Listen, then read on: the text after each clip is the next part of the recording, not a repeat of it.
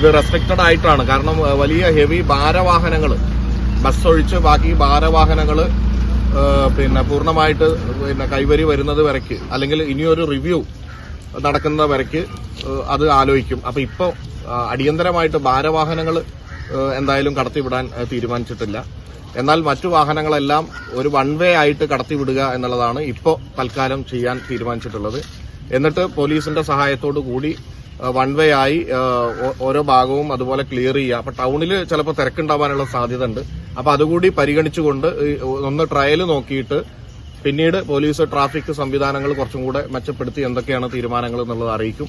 ചിത്തര women's academy, SMP junction, Shoranur, opposite private bus stand, Pattambi.